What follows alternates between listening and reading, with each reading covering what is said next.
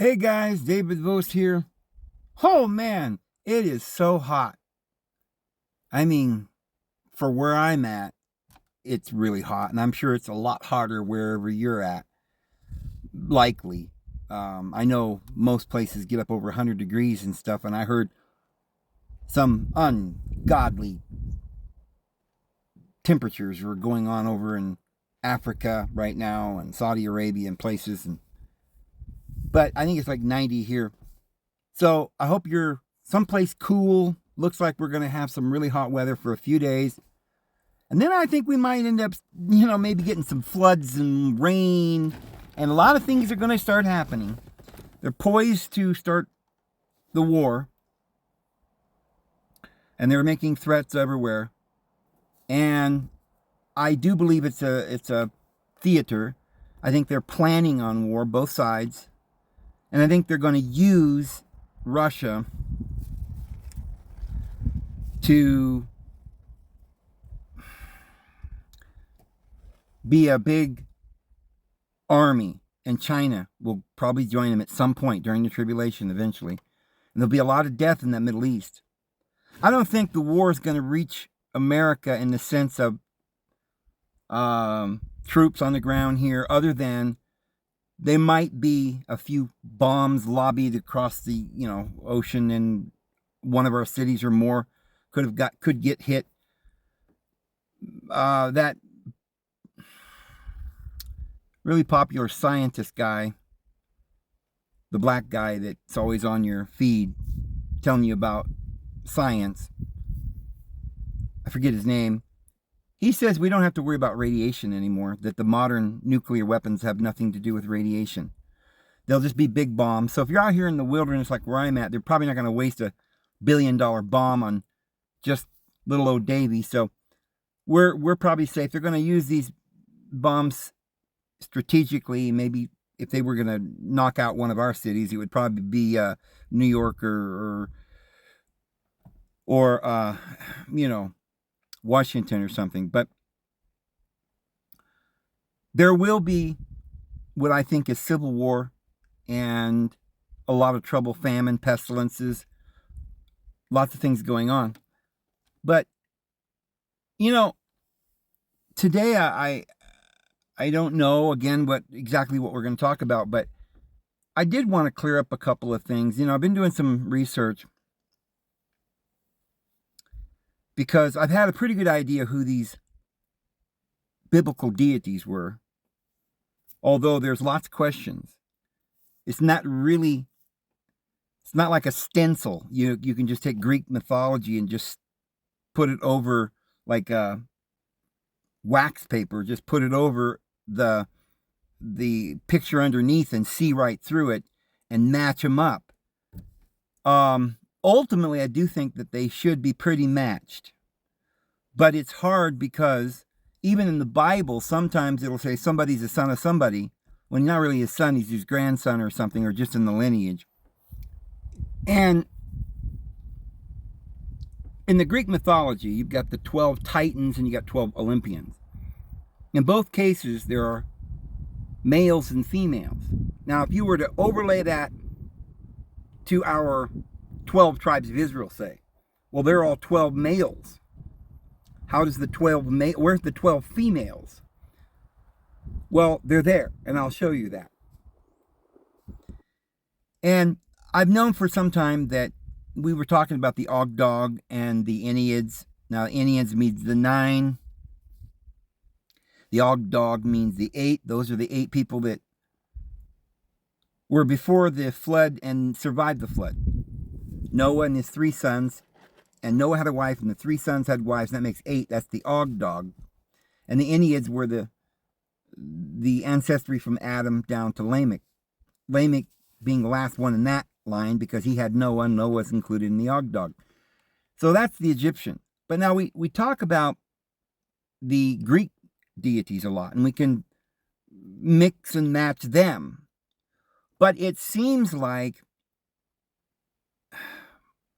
if we can get the Greek deities fairly matched, we at least know, number one, what a deity is, And we're going to find out that a deity is completely different than what we thought it was. I mean, even aside from the fact that there are no anthropomorphic beings floating around in the heavens with beards, like we've said.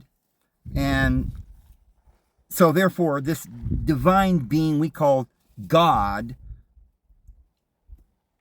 never mind the fact that that's one particular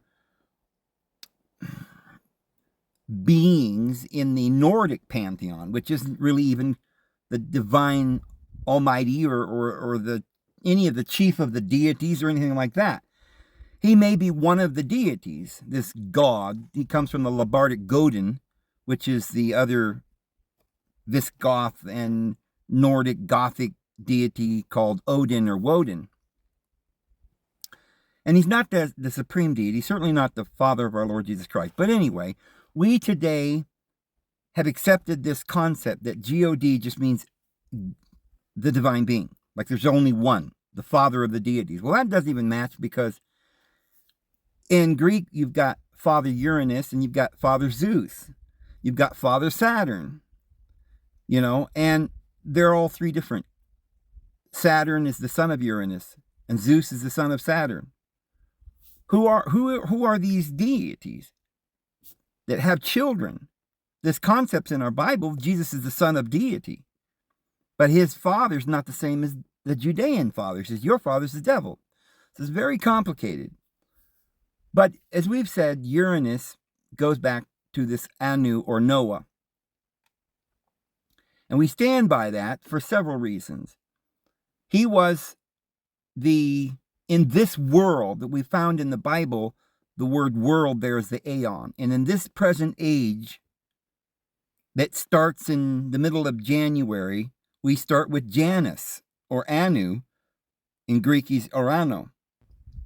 And in our story, we've got three of his sons that divide the earth: Shem, Ham, and Japheth. Now, it's a little different in the Greek. They divide the world into hell and heaven and the sea. But it still carries over into our Bible, because Japheth gets the isles of the sea. And so it's more obvious that he's just another son that gets part of the earth. They divide, in the days of Peleg, they divided up the earth. Well, that's the same story as the Greek mythology with Hades and Poseidon and Zeus. So we know that this is the same story. And we know that Noah was the father of the deities. He had 12 titans. So immediately we think of 12, okay, Jacob had 12 sons. Well, he's not Jacob. And remember, there are two different 12s in the Greek. We have the 12 Olympians and we have the 12 titans. But they seem to be kind of in the same era. The Titan era preceding the Olympian era. And then there's a battle between the Olympians and the Titans, and the Olympians win. So whatever that is, we should be able to find that scenario in our scriptures. And we do. We'll find that with the battle of Israel going in to take out the giants in the land of Canaan. The Olympians being Israel and the giants being the Titans. So are we going to be consistent? If this is the truth here, we've got to be consistent. The 12 tribes of Israel are all men. There isn't 6 men and 6 women. That's not consistent. A lot of other consistencies, but we'll see how that becomes consistent when we understand it. And so we have these two parallel groups, the Israelites and the Canaanites, or the giants or something, and we have the Olympians and the Titans. This is where we got to start, doing the mind-numbing, Rubik's Cube, and maybe we need the mind that hath wisdom, like the book of Revelation says. Well, let me give you a couple of points here. If this means anything, if we're not just mixing, matching, and doing whatever we feel is appropriate or not appropriate, just whatever suits our fancy, and just making up stuff. If we're not making up stuff, if this is real, then it's got to be a little bit more consistent than what we have gotten from the scholars, right? Now, take a look at the fact that the 12 Titans had 6 males and 6 females. And the 12 Olympians had 6 males and 6 females. There's a lot of females in the Olympians. But these deities in the Old Testament are all male. So that's not consistent. That doesn't make sense. Even the 12 tribes of Jacob, they're all males. There's one female, Diana. But here's the other thing. There aren't just 12 hours in a day. There's 24 hours in the day. And the reason we don't talk about the other 12 is because they're women. I know. The night is the first thing. There's an evening, then there's a morning. And night and day is in the word nit in the Egyptian and dia. And the ancient Greeks have thea. And they also have other words that mean darkness. So it's a little confusing all the way around, because sometimes darkness and light is two men they're fighting, two brothers. But sometimes it's a man and a woman. It seems to be that the ultimate night and day is male and female.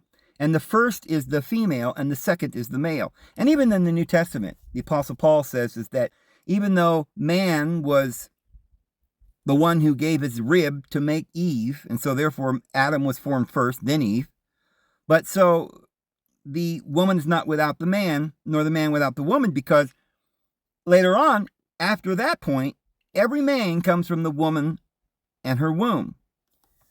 So, and there isn't just one male and one female, and then it's over, because then that would mean duality to its climax. Night and day is a rotation. If you only get one night and then a day, boom, then you're done, right? That's finite. But if you got an infinite, it's got to spiral around, go back to the night and back to the day and back to the night. And maybe this is why the dragon's let loose out of his prison for 1,000 years. I know I'm scatterbrained right at the moment, but hang on, we're going to focus this in. Just giving a few points. We got to be consistent. So, first an evening, then a morning. Now, take a look at the covenants. You've got the Old Covenant and then the New. And in the New Testament, it says, John, in the first book of John, it says that our covenant is not a new covenant, but an old covenant, which you have had from the beginning. So now here we got old and new, but we got another one, the one we had in the beginning. And the one we have second is also the first. You know, just weird stuff. The first will be last, the last will be first. Why? Because even though it starts with the night and ends with the day, it never ends and it never begins. So you really, it's some kind of subjective thing. You only have to choose the night first, then the day, when you're looking at it in a particular way that we're progressing from lesser to greater. But if we're ever progressing, then it becomes a spiral. And so the original spiritual creation never dies. And there is no duality. And there is no left and right. And the angels of heaven neither marry nor are they given in marriage. But they're like the angels of heaven. So we live forever. Therefore, we never die. And if we never die, then Adam and Eve had never died. They'd never sinned. They'd never partaken of the tree of the knowledge of good and evil, which is that tree in the middle of the garden. They would have brought forth no seed, and they would have been forever, just male and female with no children. But because they died, we exist. We are, because we were ushered in through the initiation of the woman first. So the first covenant, technically, is the old covenant. Then the new covenant. But the new covenant is not a new covenant, but an old covenant. The one, not the first one, the Old Testament, but the one we had from the beginning. So look at Mount Horeb.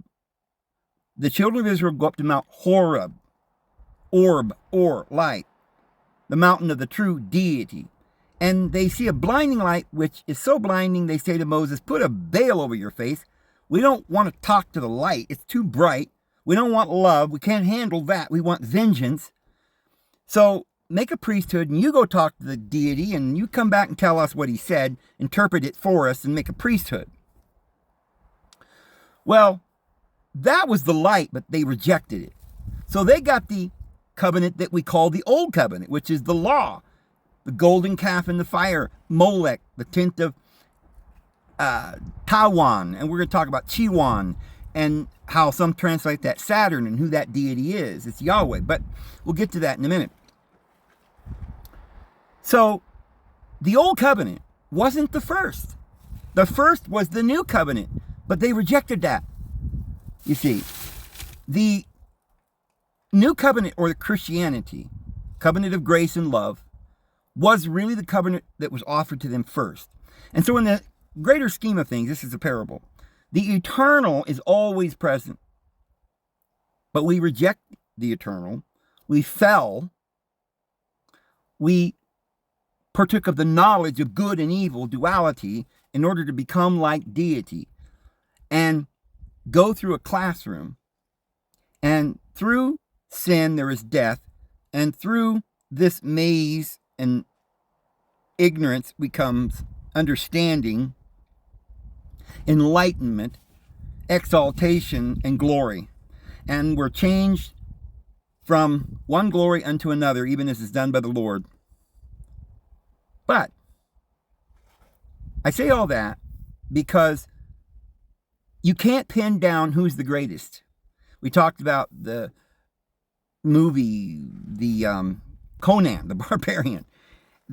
I don't remember much about that movie, but I do remember at the beginning they were sitting around this fire, and Conan sitting there with his big muscles, and he's like a big caveman, and they're all discussing who deity is, and each of them have a different deity, and they're arguing about whose God is the greatest. And one of them said that his deity was fire, and fire would burn everything. And somebody else said, well, then my deity's water, and he'll put your fire out. And no, it was like rock, paper, scissors. Nobody could come up with the highest. And this is what Greek mythology is. Greek mythology is trying to figure out the first source. Now, in Greek mythology, they're not really explaining the greatest when they think of the first. They start with chaos, and they don't like chaos. They don't think chaos is the greatest. And then the Sumerians have the same thing, right? His name is Absu. This is where we get the word abyss. Well, even Absu isn't the first, because before that's chaos. And that's kind of like Tiamat. Tiamat is time and matter, or you might say time and space, which makes the physical creation. That's the mother. But then there's the male.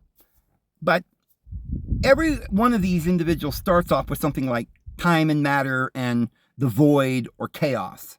Now, there's variations, and then you'll find one nation says maybe they have this, the primordial deity is Absu, which doesn't seem like it goes back as far as the Greeks, who got chaos in there, right? But yet, if you look at somebody else in their pantheon, they might kind of look like chaos too. But from the looks of it, it looks like you could just keep going back. Maybe before chaos, if you wanted to. You could create subliminal, some other, something before chaos. Which is kind of what the Egyptians did when they came up with Amun. Because Amun wasn't the first. He is some kind of thing that they had sort of like an afterthought. Like they come, well, there's something greater. Let me call him Amun. And Amun was this secret that I don't think anybody understood. But he was the creator of all. Even though at times they had other cults that thought it was neat. Now, obviously, neat or night could be the first, because as we said, we got night and then we got day. And since day is the father of the Olympians, Zeus, Theos, Dia, then at night you're going to have a woman ruling, right? And so the female rules first. But you see, before there's male and female, what is there? Just mixed up chaos, right? So the Greeks start with chaos, void. And if you think about it, our Bible does that too. It starts off in the beginning. The earth was void and empty. Now, most people don't grasp that void has to do with time and empty has to do with space. So again, we're talking about no space or time. This is before the space and the time, the male and the female. This is before, back to the way the Greeks put it, the chaos, when there was just a mixture of nothing, no light or darkness yet, nor water or land, nor male or female, just nor night nor day, just before everything else was all jumbled up in one big pot. Now remember, this is a parable because that time where everything is jumbled up in a pot, it doesn't exist in time. There was no time and space. Here it was, but there was no time and space. So if there was no time and space, then chaos exists outside of time and space, and therefore isn't even the first deity. Because, you know, when you talk about first, you're talking about time. And if there is no time, then it's not the first. So this is a mind teaser. But we'll start off in priority with chaos. So when we talk about Uranus or Saturn or Zeus, these weren't the first deities, but they were the greatest. Just like in our Bible, Jesus does credit his Father as being greater than he is. But he does say that all things were made through him and that he was the heir. So even though his Father owned everything, everything was going to be given to him. He was going to succeed as the royal emperor, and he would then be the owner of everything, the heir. And it's funny how all humans are heirs. So this means that whatever a human is, they're the heir of all power and all might and all the love and all knowledge and all wisdom and the entire universe, the heir of all, because the kingdom is the universe. And the heir of the kingdom is Christ, and we are also heirs with Christ, joint heirs. Heirs of deity. So an heir, usually when a father has an heir, eventually he stands down and it's handed over to his son. So why then would the greatest being, who is obviously the divine, the only deity, the only power, the only authority, why would he step down and hand it over to some created being? According to Jehovah's Witnesses, Jesus is a created being. Why? Because, first of all, he's not a created being. He's begotten of the Father. That's not created. He's begotten. But remember, it's all before time even existed that he was begotten. It's in mind. It's priority of thought. You have to have darkness in your mind, or confusion or ignorance, before you can have a revelation. Revelation is a flash of light, which is a bringing into order. So Yahweh was better than chaos because Yahweh's law and order. And he brought order, and that was good, right? Because in the Sumerian story, you've got this Absu and his wife Tiamat. And they have all these children, and they're down there just making up noises and partying, and they talk too much, and they're multiplying, and it's just crazy. And Absu can't even get any sleep. So he comes up with a plot to murder all his children. This is where people start bringing these divine attributes, these personifications, and they became idolaters later on. They thought they were real deities, and they began to worship them, four-footed beasts and animalistic creatures. Yahweh, they even idolatrized him. But they assumed that these divine beings, in their vengeance, Yahweh was a vengeful deity, jealous. Even Zeus did things that aren't necessarily moral in our code of ethics. And, we revere David, King David, and he was supposedly raped Bathsheba. We can't understand what's going on in these parables because they're representing natural laws and progressions and certain things, like heaven just raining down his rain semen on the earth and being very fertile, and Mother Earth gives birth, and this seems like a rape scene but it's just describing nature. Now you have to ask yourself, when nature acts in this manner without morals, and yet we are the heirs of this divine being, why is it that we've got to have morals, right? Our Father in heaven doesn't. Well, because we're going to take the throne. We're better. We're going to take and get rid of chaos and make order. So they tried to find somebody to get rid of the Absu because he was plotting to kill them, right? Chaos is always plotting to kill order, isn't it? Chaos is first in theory, and we create order by doing things correctly and properly, right? And then we make more happier circumstances. We make order, and that's a good thing. We got to work hard at that. And if we're not careful, Father Time, right? Father Chaos will come along and destroy all of our work. So we hear reports that chaos is coming back. Rot, right? Time and deterioration and consequences are going to eventually wipe us out. So we've got to come up with a plan. Who's going to get rid of chaos forever? We've got to huddle down here and collect our minds and try to figure out love and goodness and kindness and wisdom. Get over here. What do you think what are we going to do? Your daddy Chaos, before you were born, before love existed, before mind, nomos, and you know, all these amazing things like Sophia or wisdom and kindness and grace and happiness, which is things we dearly love. We don't want to get rid of these things. We've worked very hard to have these things. But chaos is something that existed before us, and it's going to eventually kill us all. So we got to figure out what we're going to do. Somebody got to kill Daddy, right? The first cause. Finally, they came to Yahweh. This is why Yahweh became the greatest of the deities for a long time. The beast. And who can do battle with it, right? Because the beast was able to get rid of chaos. How? Because Yahweh made the law. And law brings order. It doesn't bring true justice. Jesus told us that. But it did bring a type of justice and a type of order that at least was better than nothing. Right? We got to live, but it was only temporary. We would eat meat. The cycle of life and death. You know, you did me wrong and I'll do you wrong. You poke my eye out and I'll poke yours out. So this was a little bit better than chaos.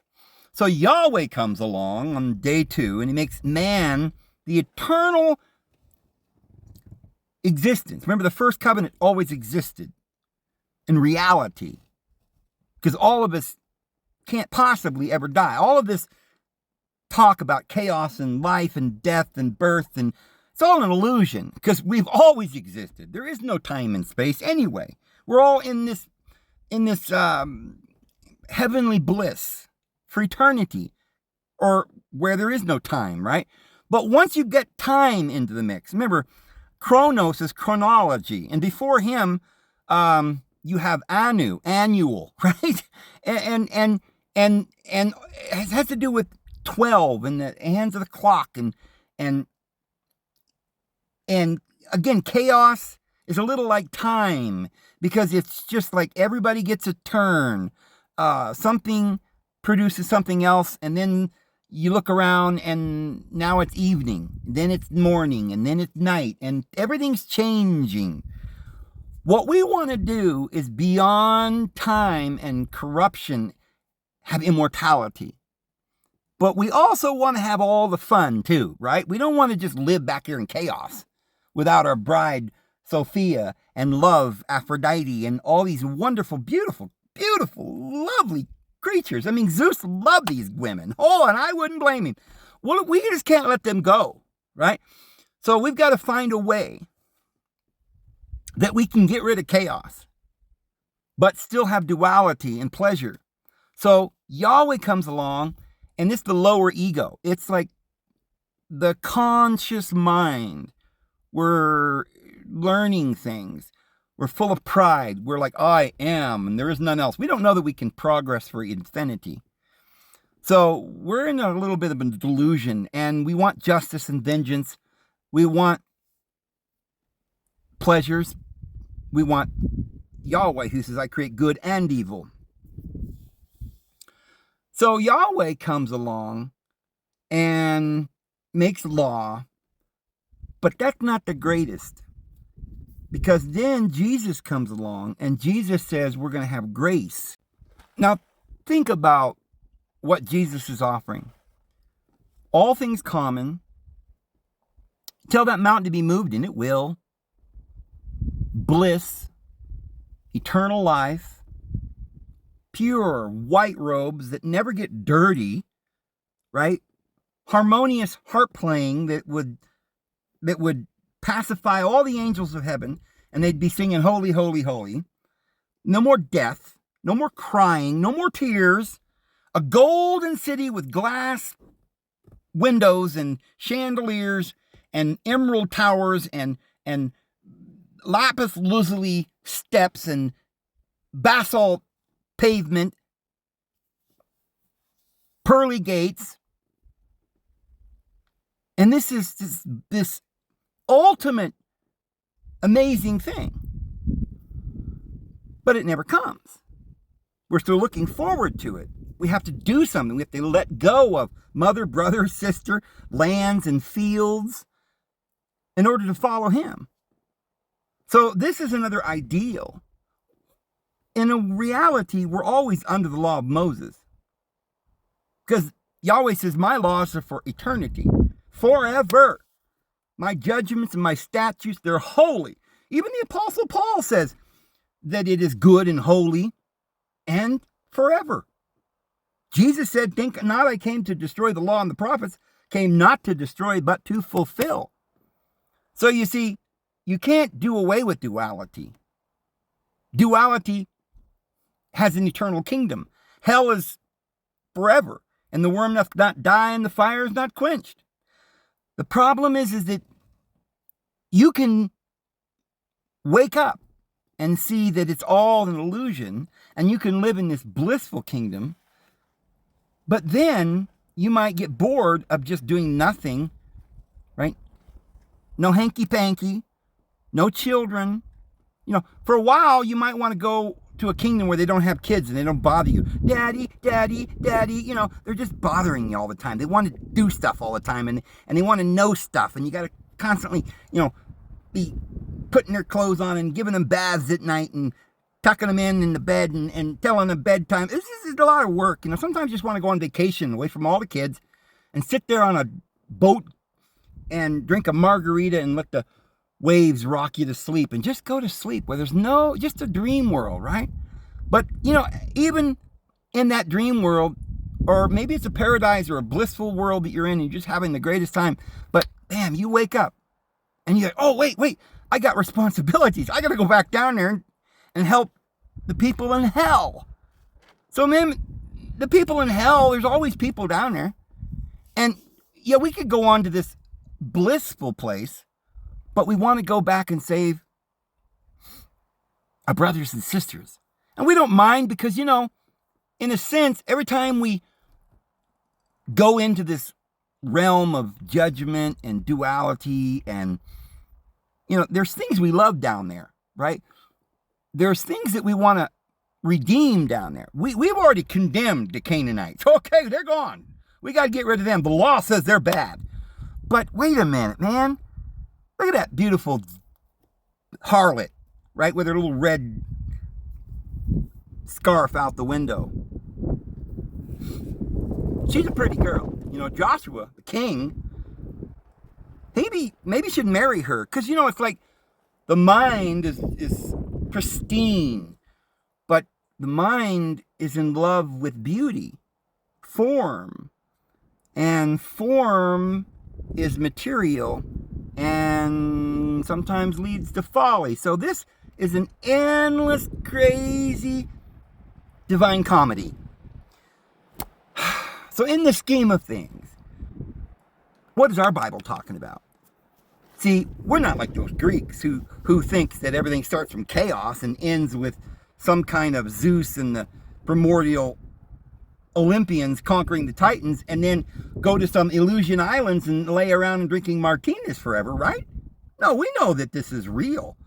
we got work to do. At the end of the 1,000 years, the devil's going to be let loose, and we got to have another judgment, and then we'll go on to the stars, right? And we'll probably have eternal progression, and we'll have to learn, and we know this, right? Well, okay. So maybe there's another way. Maybe there are two worlds, the illusion and the reality. And maybe they both are eternal because it's really just a decision. We can always be free. It's like click your heels 3 times and we'll be back in Nebraska or Kansas, wherever we're going. Back to Kansas, right? And Aunt May and the Scarecrow and the Tin Man, they're all there and everything's fine. But all we had to do was click our heels together 3 times. This little dream world is an illusion, and yet the illusion was so important and integral to the movie. The exciting part, because we had to get a heart and we got to get a brain and we got to get some courage. You see what I'm saying?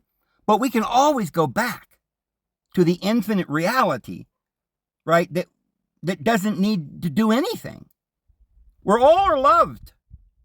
But at the same time, is that where we want to be forever? We got people down there that need us, our knowledge. We need to go back down there and, we got Fred out there in the woods, and it's starting to snow and hadn't come home and it's after dark. We better put our boots on and go find him. Oh, but we're down here relaxing around the fire. What do we got to go out there in the woods for? Because we love Bill or Bob or whoever's out there in the woods and we got to go get him. So, you see, they without us cannot be saved, the book of Hebrews says. So isn't it true then, Your Honor, that the Bible is just another parable that's very much the same kind of parable as the Greeks or the Sumerians? And isn't it true, Your Honor, that most of these deities weren't deities at all? By the way, as we said, the word God, when applied to the Greeks, only applies to the Olympians. Okay?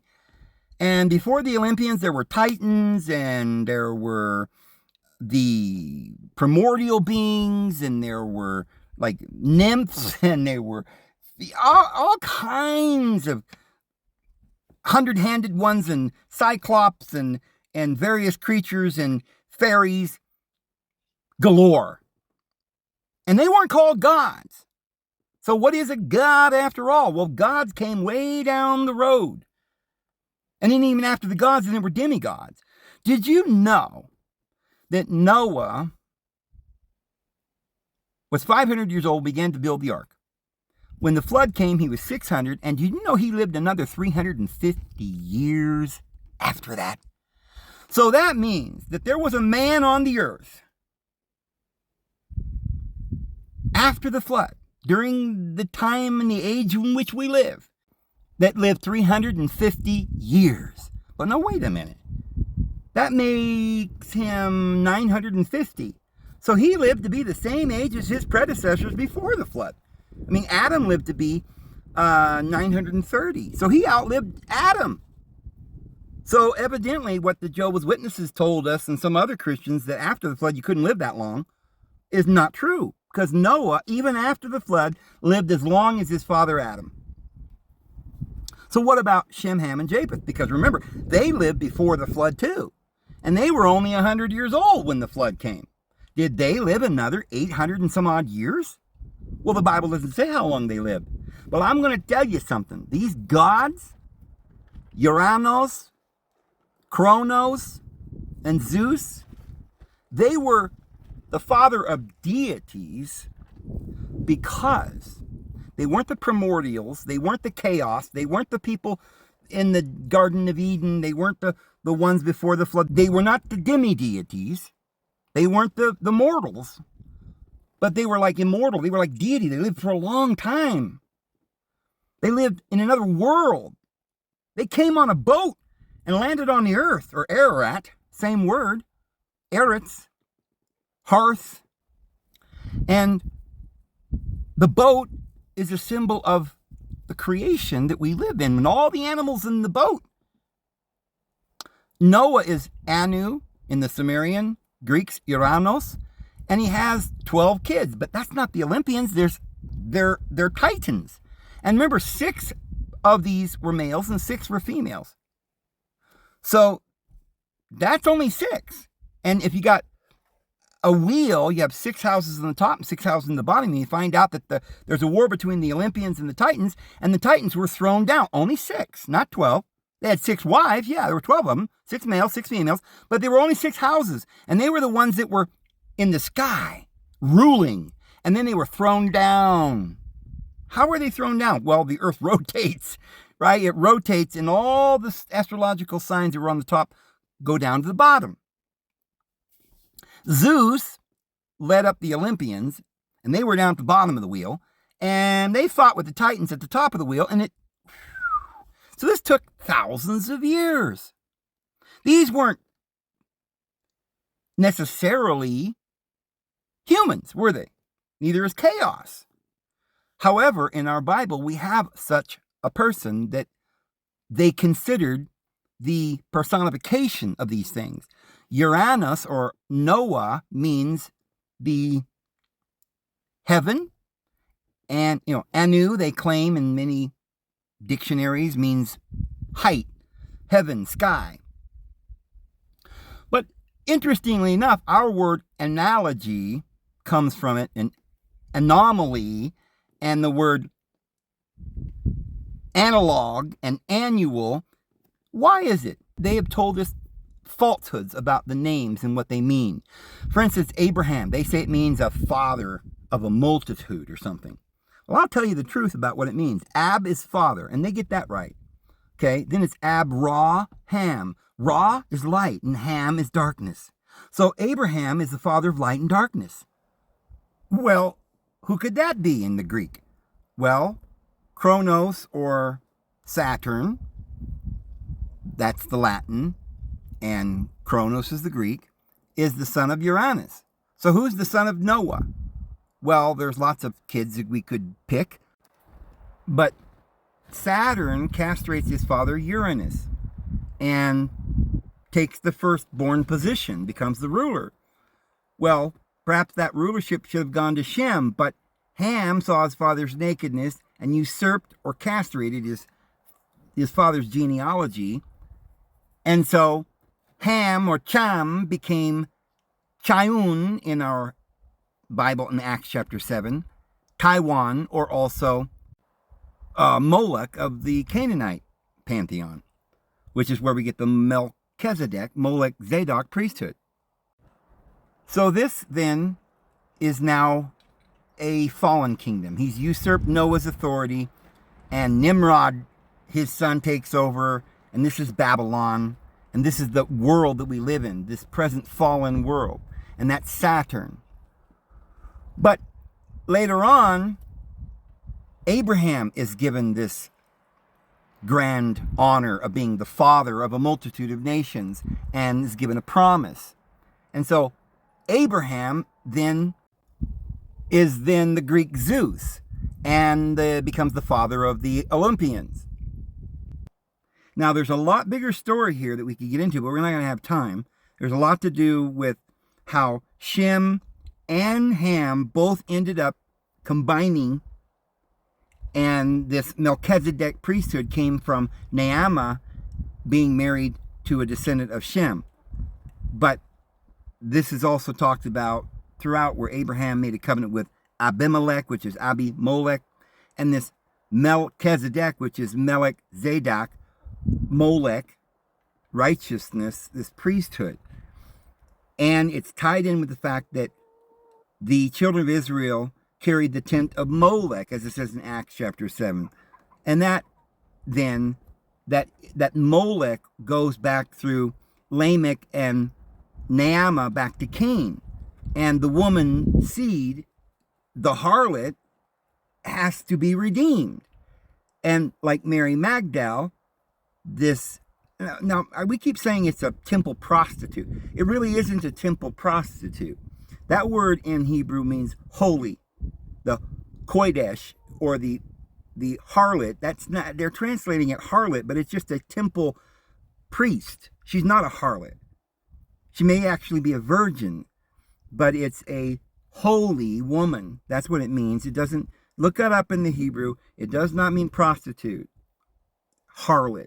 That is false. It's the exact same word. They translate holy for holy temple, holy for holy trees, or holy for holy water, or holy ark, or holy whatever. It's the same word.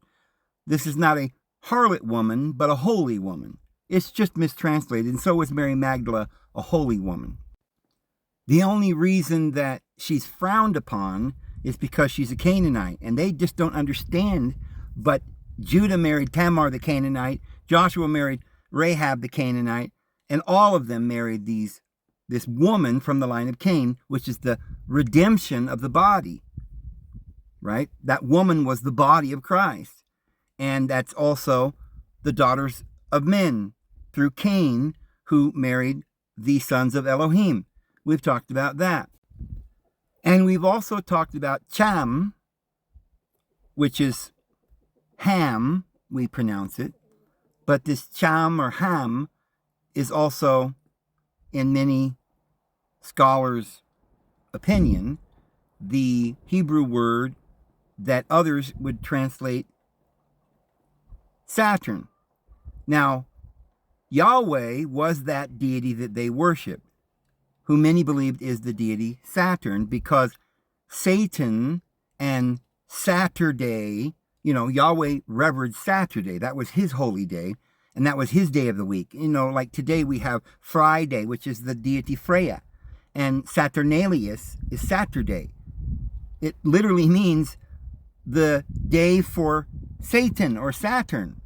And if that in the Bible is Yahweh's day, then Yahweh is this deity. But different than the Greek is the Hebrew. In the Greek, we just have this Saturn deity. But in the Hebrew, we have Ham, who steals the authority, castrates his father, takes over the lineage, makes the priesthood, ends up having Nimrod, who rules the world. So it was at the Tower of Babel, which was a place that was the house of El, or the gate of El, to become like El. But then it was Yahweh that came and destroyed it and turned it into Babylon. Now, instead of being that gate to El, it becomes the destructive ruins because of the law of Yahweh. And so the deity Yahweh began to rule from there, and all the nations spread out. But the Bible constantly says to the Judeans, come out of her, my people, if you don't want to share with her in her sins. So they're in Babylon, or this world. This world's created by the God of this world, which is Yahweh, which is Saturn, which is Set, and then Turn. And that is the kingdom that is this world. And so Abraham then was given that throne. If you read the stories in the Apocrypha and other writings, you'll find that Abraham was actually like a general or someone that worked for Nimrod. Nimrod was the grand king, the great high priest. And Abraham was his one of his priests. And so they kind of worked together. And Melchizedek was sent out and anointed Abraham to receive that earthly kingdom that was usurped by Ham, which was this usurpable kingdom, the earthly kingdom, and therefore became this Zeus, who ends up being the father of the Olympians, or the children of Jacob. So Zeus is also called El in other mythologies or pantheons. And as we saw the other day, Osiris is a parallel of Zeus in the Egyptian. And Joseph Smith had a facsimile with Osiris on this table doing a ceremony of the death and resurrection. And Amun, the deity Amun, was hovering over him in this bird-like figure. Well, Joseph Smith said that that was Abraham, whereas scholars said that he had been wrong all that time, that they had found the same fast mile.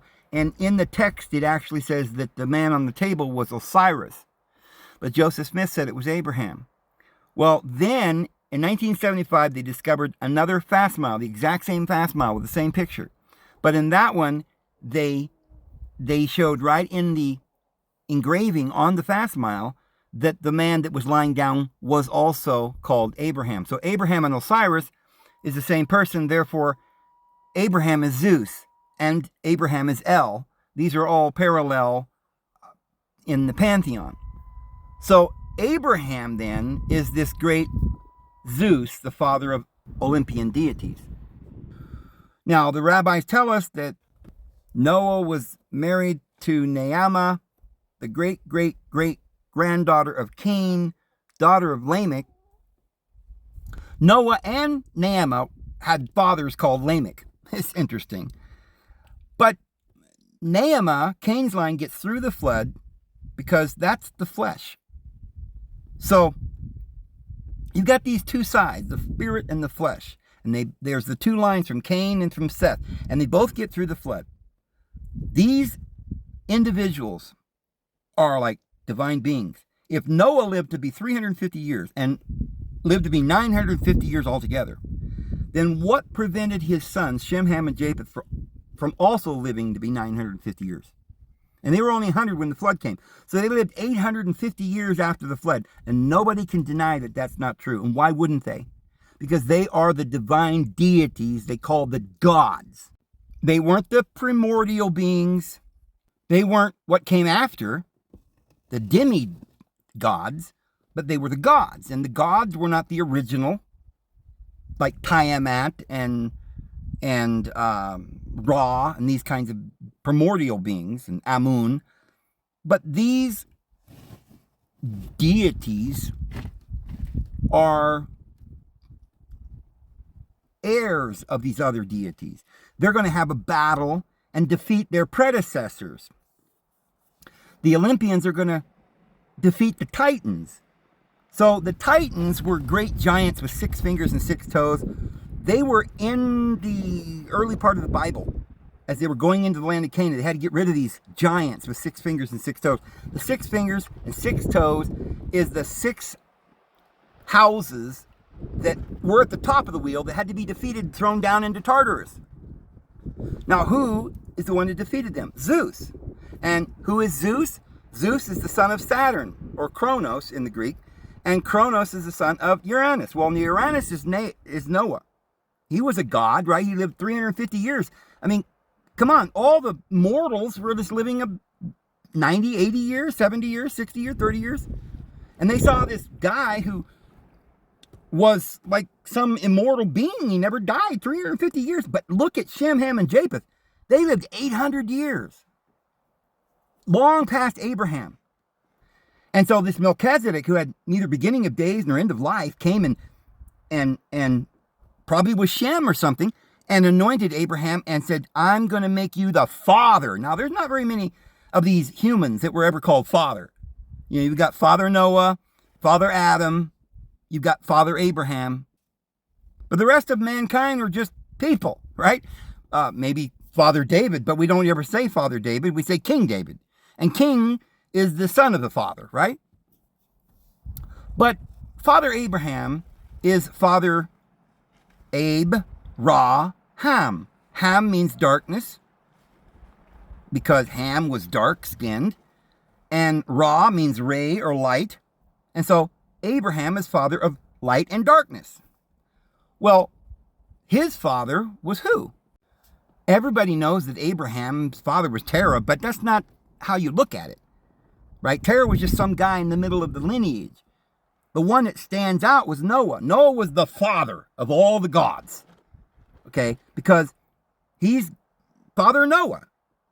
And everybody descended from Noah. So Abraham was a son of Noah. And then Abraham was also the father of Jacob. And Jacob has 12 sons, and that's the Olympians. So the Olympians go in and conquer Canaan. Friends, this is the big war, the Olympians against the Titans. The giants. Didn't they go into the promised land to get rid of the giants? With 6 fingers and 6 toes? Yeah, the same story. So the Titans, then, are not the children of Jacob or Zeus, but they're the children of Saturn. Saturn is Cham or Ham, who saw his father's nakedness and castrated his father Uranus or Anu or Noah. Friends, this is how it goes together. Now, again, we don't have exact details, but we can tell you that Uranus is not the first of all the beings. There were primordial beings. There were beings before Uranus. You know, we've got these other primordial beings before the Titans, before the Olympians, the gods, like Erebus, Tartarus, Nyx, Eros. So there were divine beings, if you will, before the gods. They weren't called gods. Well, they weren't called gods anyway, because that's a Nordic term. But they weren't Titans. I mean, this idea of God is not even in the Bible. The Bible uses Hebrew words, and the Greeks have Greek words. All the way through the New Testament, it mentions Theos, which is the Attic Athenian spelling of Zeus. It mentions Zoe. It mentions death and Hades, Thasius, and different other deities, Apollyon in the New Testament. But none of these were the greatest. You know, Jesus said, my Father's greater than I am. But in reality, Jesus is going to take over. We're going to take over eventually. You're going to do greater things than I have done, Jesus said. Look, I'm going to do great things. Oh, don't you get me wrong now. But you, my brothers and sisters, are going to do greater things than I have done. Wow. So they just keep getting better. You know why? Because order gets rid of chaos. And then order becomes just a place along the path to get to the goal, which is freedom and intelligence and gnosis. They're much greater. This is why in Jesus the pleroma dwelled, or the fullness. That means the divine Father, the divine Mother, and those two combine all the other deities, and that's the pleroma of the Greeks, or of the Gnostics, that dwelled bodily in Christ. So the greatest of all the divine beings is Jesus, not his Father. Even though in priority, the Father's first, then the Mother. So Mom and Dad, yeah, we rever them. We can't do without them. They are the supreme, independent forces that come together and make all the other forces. But even that isn't as great as Jesus or the Son, because the Son combines all of them together in one, and then creates something else special, which is love and wisdom and grace and eternal life. So Noah is the being that we call the divine one, the Father. But he wasn't the first father. Before him, there were a group of Titans that reigned before the flood in the Atlantean times. And before the Atlantic Titans that ruled, and so that's before the gods. Before that, there was a man called Atum, who was the form that Ra took. And they worshipped Ra, they worshipped Atum, they worshipped Amun, which is some secret essence that was even before Adam, that no one's ever seen or could know or comprehend, but is this mysterious thing we call existence that nobody can understand. It is a mystery because if we ever understood everything and the cause of everything and the meaning of everything, there wouldn't be any more mystery. There would be nothing more to learn. We know that mystery. We know the answer. It's deep within us. But it's also hidden. And so Amun is called the hidden one. The hidden reason that is beyond comprehension is what makes the universe infinite. Because if you ever knew everything all at once, there wouldn't be any more infinite. Because if you take a ring and you cut the ring, you have a beginning and an end. But if you don't cut the ring, there is no end nor beginning. And this is what life is. The endless spiraling circle 8 with no end or no beginning. And that is the mystery. And so there were those who said we worship Amun. And there were those who said, no, we worship the first of the beings, Ra. And they said, no, we worship the form of Ra when he's more complete. Our father, Adam. And others like, no, we worship one of his sons who, whatever, right? Who made order out of chaos. And no, we worship fire. No, we worship water. And like, no, you idiots. We are the embodiment of all that ever came and all that ever will be. And it's within us. The whole pleroma, the fullness. Our divine mother and our divine father, they had all the pleroma, all the aeons, all the rivers and mountains and high places and all the low places and the nymphs and the elves and the little tree spirits and the birds and the meadowlarks and the lions and the tigers and the storm god. Why, he's so great, right? Look at him. Nobody can battle the storm god, right? Or the fire god. But guess what? All of those powers dwelled bodily in Christ. It was Jesus who said, I am. I have this ability within me, this power that's the I am, the higher consciousness. And that's the greatest thing of all. And it's not the chief or the first, but it is the culmination of everything, and it is the first. Because, see, even before Atum or Ra or Neat, there was this secret mystery that no one could understand, that they gave the name Amun. And all nations decided that at the end of every prayer or blessing, everybody would give respect and honor Amun by uttering his name at the end of their prayers. And to this day, Christians, Muslims, Jews, Hindus, everybody in the world says amen at the end of their prayer.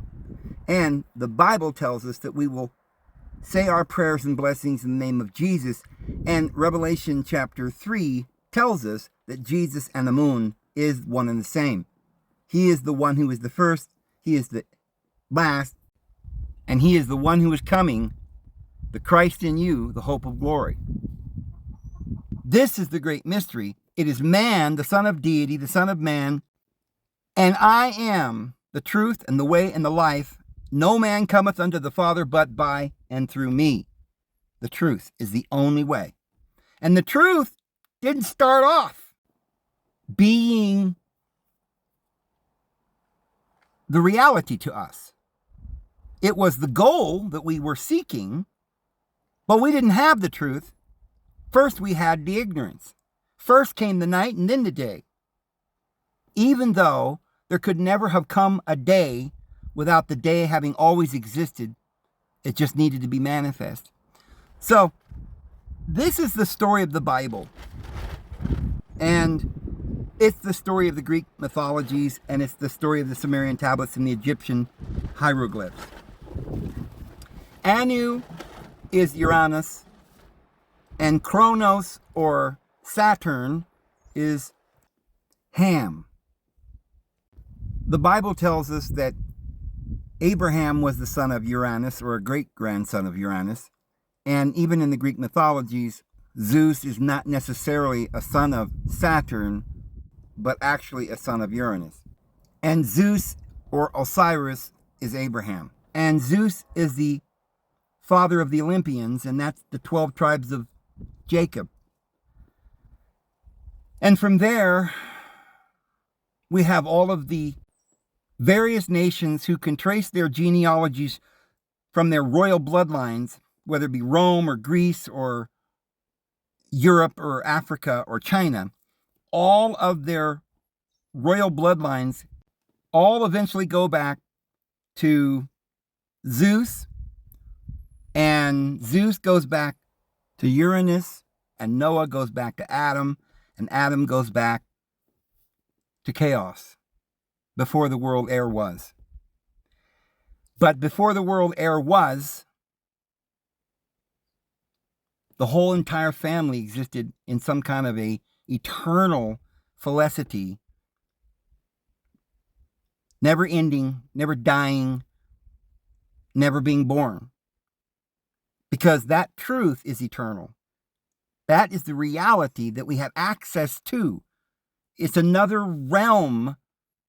It's a place where it's a secret place of the Most High that anyone can go at any time. And when we finally grasp this knowledge, this truth, then we are exalted and we can live in the mortal world whenever we want. We can play in the garden whenever we want. We can go on a hunting trip. But we know it's only a game. We're just playing a game. This isn't reality. We don't get caught up in it and believe that this duality, this illusion, this dream is real. So in this world, we're going along and we have all these problems. And you'll notice that most people have the same problems, ultimately. There's several of the big ones. Maybe it's finding the right mate, or maybe it's getting along with people, or having financial prosperity, or various things like this. These are the most difficult things to overcome because they cause the most fear. When you believe that you have fear that you might not have enough money, or you might not have anybody who loves you, then you're focusing on that, and your mind then is not able to make order because it doesn't just believe and let go. It doesn't realize that the door is open. He's standing at the door knocking. You can tell that mountain to be moved, and it will, but you got to have faith. You don't yet believe. You have this doubt. You're smitten by Eros. You are in the darkness of night, swimming through the ocean with monsters, not yet realizing that you are the all, that you possess the final result, the truth. And once you wake up to that, once you learn that there is some infinite reality, that you're only playing this game, then you're free from its harshness. It has no more sting. Death, where is your sting? We have the victory. And that's all that we're ever going to receive is the victory. That's all that we're ever going to have is eternal life, which is what we already have. But we've got to understand that Jesus is a real person, just like you and I are. A person who is the firstborn of many brethren, who took of flesh and blood, as did all of us, who came to tell us this sacred truth. And he told us not to be afraid, that he had overcome the world. And he showed us the way back unto the Father, and all we got to do is receive it in Jesus' name.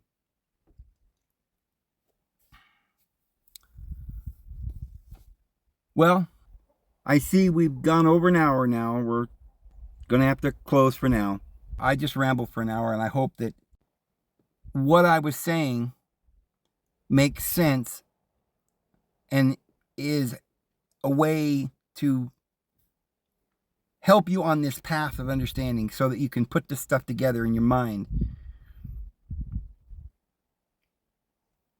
Maybe tomorrow we'll talk about how this truth, and that's exactly what we just discussed as truth, can be a snare to like Christians, because they might end up thinking then that, well, then the Bible's not true. It's just a big story. Let's go pretend to be Satanists now. That's what some of these Satanists are doing. I want to talk to you about some of these individuals that are pretending to worship the devil, and whether their motive is to be rebellious and maybe give the world freedom from what they considered law and order, and therefore they think the only way to do that is to run around with pale skin and talk about vampires and do blood sacrifices and indulge in every form of addiction and lust and twistedness that one could imagine. And somehow I think they've convinced themselves that this will lead to some kind of freedom or liberation. But it's actually the opposite. All these mysteries and all this stuff that we're talking about is not intended to get you to a point where you reject the love, because it's just a fairy tale after all, but it's to help you in a parable explain that love is the answer, truth is the only way, and this degradation and addictive behavior and lust leads to depravity and destruction. I'm going to leave it there. I hope you have a wonderful evening. May the Lord bless you all, and He will. We'll see you tomorrow. Have a good one.